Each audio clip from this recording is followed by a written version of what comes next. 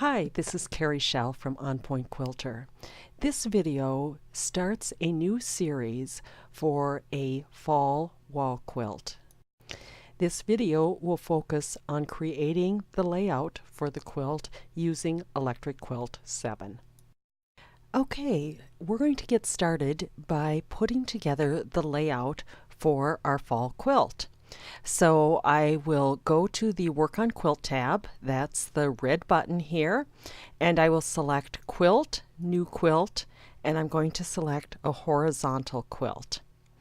And I will go to the Layout tab, and I'm going to set the number of blocks to 1 horizontal and 4 vertical. And I'm going to turn on the button that says Keep Width and Height Equal, and I'm going to make the size of my blocks 4.5 inches. And then I'm going to click the slider bar underneath the width, and that will change them all to the same size. I'm also going to include a sash border, and I want to keep the width and the height equal, and I'm going to set my sashing to 1 inch, and again click on the slider bar underneath width, and it will change them all. Now for my borders, I'm going to select that border tab, and for border number 1 I'm going to make that a long horizontal border, and I'm going to set the size to 1.5, and I can click to the right of the slider bar and it will move things in 1/4 inch increments. So now they are at 1.5. Also notice that the all is selected here, which means that as I change one border, I am changing all of them. I'm going to add one additional border, and for this one it's going to be the binding. So I am going to use the long horizontal, but rather than 1 inch I'm going to change that to 1/4 inch. And so for this one I'm just going to click to the left of the slider bar until it says 1/4 inch. And it's not letting me down, so I'm bringing it to 0, and then I'll just select 1 to the right there. Okay. And that is my basic layout, so I'm going to add that to the sketchbook. But one thing that I was noticing is, rather than the cornerstone, I would rather have unpieced units separating each of the rows.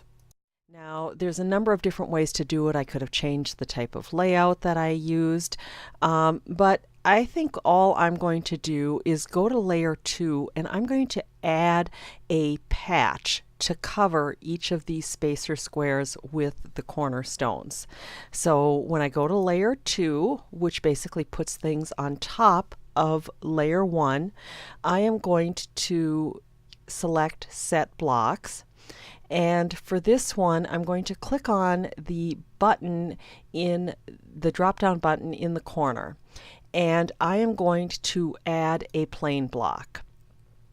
Now I'm going to drag that onto layer 2, and for this one I need to change the size, so I'm going to select the Adjust tool, select that block, and I am going to figure out what's going to cover that corner and that corner.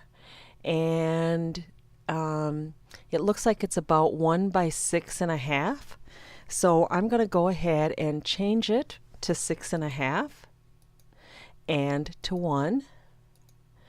And I'm going to make sure I've got Snap Block Position to Grid on. And one of the other things, so I can get all of these other easily positioned, I'm going to go to my More Quilt Work Table options. I'm going to go to the Snap settings.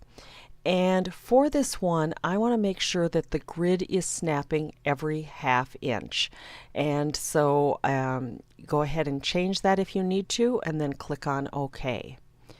Now when I select my block, I can copy and paste it, or I can use the copy here and the paste here. And I'm going to need 4 copies.